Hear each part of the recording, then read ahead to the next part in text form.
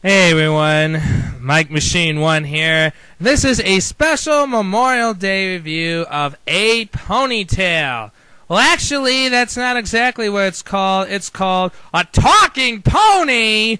And I'm only doing that in that expressive tone because it actually has an exclamation point, question mark, exclamation point, and no, I won't be showing it to you because the box art doesn't show it to you, so I just want to get you as confused as I was when I picked this up from my local library. First of all, I will tell you that the girl on the cover and the horse is not in the movie at all. This is lying advertisement, and I do not like lying advertisement. It's as bad as the Marvel 5-minute tales where they show Black Widow on the cover. She's jack squat in the book. So anyway, this is essentially your standard horse movie where a girl bonds with horse, except the twist here is that the pony talks. And you might be thinking, oh wow, a talking horse, that should be awesome.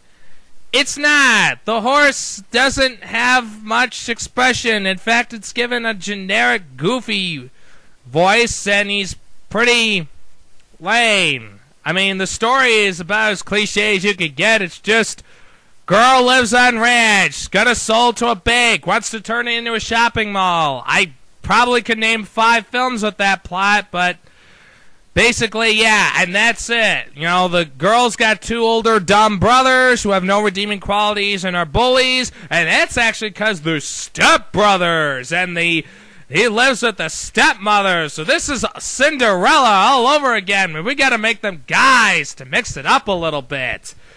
And they're not that fun to watch. I guess I kind of like how one of them has like a southern accent in there, and it's almost like that X Factor episode where he said like a truck. I mean, I don't know. I guess I like people with southern accents, so that's okay, but other than that, the brothers aren't good. And so anyway, they got financial troubles, and they have a dream sequence with the lottery, and that goes nowhere, and the business guy, you know, just is completely anti-nature, and the love interest who wears a handsome suit, you know, he's pretty bland, and, you know, they fall in love, and there's just cuts to the ranch, which is actually quite nice. Actually, a lot of the times when a scene starts, they give you like a 2-minute scene of just cutting to nature with over-the-top music. And it's like they have a scene, and it's almost like the loading screen in a video game. Okay, cut scene over. Here's the loading screen. You know, I'm just do, and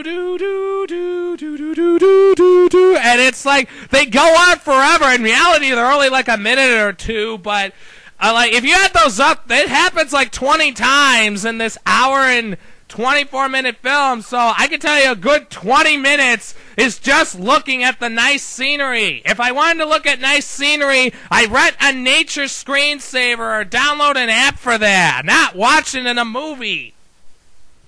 Also, they have another good 20 minutes is just, they just randomly show the main girl and the horse just hanging out. I mean, there's no purpose to them. They just have a scene, and then they just cut to the girl and the horse, brushing the horse, feeding the horse, watering the horse, riding the horse, hugging the horse, I think, and you know, just hanging at the horse. There's no character development or anything other than maybe showing the bond that the horse and the girl had.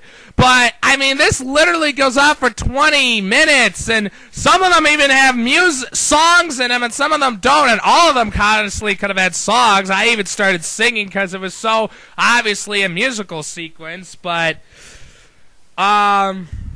and another flaw is that those are the only 7 characters. There's the main girl, the 2 annoying brothers, the bland love interest, the nice mother, the bad guy dad who's got problems with his son, who goes through an awkward transition, and the talking horse. There's no other animals. They even crash into a deer, and you don't see the deer. It's like they were so cheap they couldn't afford a deer. Even grown-ups, too, could afford animals cost to train. I mean, it shouldn't be that much, but the only other bad thing is the father turns good and kind of falls in love with the mother. I don't know if they get married, but I assume they do. And, you know, the guy and the girl probably dance together, and they don't even have the big lip-to-lip kiss. It was just a kiss on the cheek, so that's actually not... it's played subtle, you know, because they're young lovers, and... like I said, the father's transition, when he turns good, when he becomes a nice guy, it's not natural. It's like when the Grinch turned good in the Grinch video game. He just sounds like, oh, I'm a bad, evil Grinch. And then he says, Merry Christmas to all, everybody! It doesn't sound natural. It's almost kind of creepy. It's not as creepy as the Grinch, because the Grinch is, well, a green, furry thing, and, you know, it's creepy, but... the actress that plays the main girl herself is okay. I've actually seen, you know, in other horse movies where the main character is not likable or whiny. She's actually alright. I mean, she's passable, and the mother's nice and supportive, even for a stepmother. She's not an evil stepmother.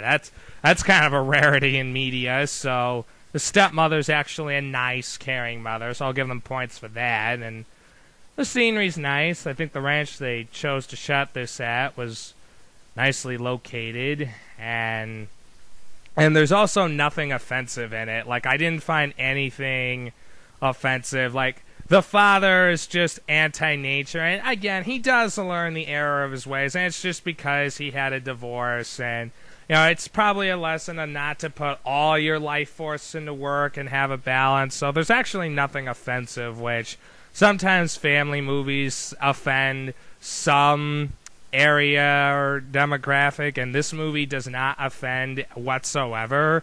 It's just kind of a dumb, stupid horse movie, at least in my eyes. But I think for girls 6 to 12, I think it's fine for them. I think they might find it cute and charming.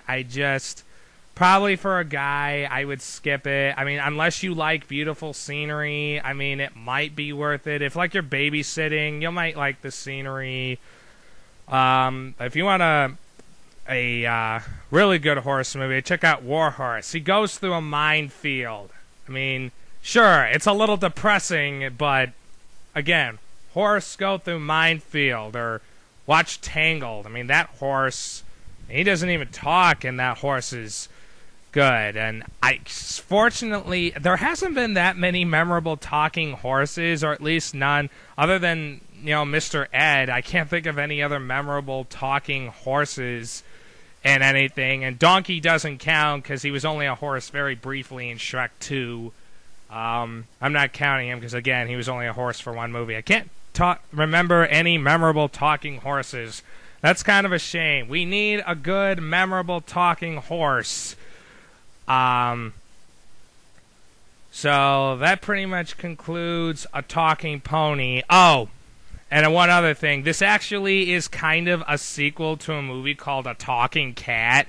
I don't know if there's any connectivity between the two films, other than it's done by the same director, and I believe the mother is in both versions, but she plays a different character. But I believe the actress who plays the mother is in both versions. So if you really want to know the sequel, I don't know much about it, but the cat at least sounds like a boring cat. It's kind of like a Garfield ripoff, and at least there's memorable talking cats like Garfield and Felix and Heathcliff and Pete. Yeah, Pete's a cat from Mickey Mouse. He's a memorable talking cat. And Fat Cat from Chip and Dale, and that's about all I can think of right now because I'm going off talking about cats. And also, do not confuse this movie with Barbie A Ponytail. I just typed in a ponytail, and you're going to get the Barbie version. This movie has nothing to do with Barbie. And I guess if you like this review, if you want me to review Barbie A Ponytail, let me know, and have a happy Memorial Day. Bye.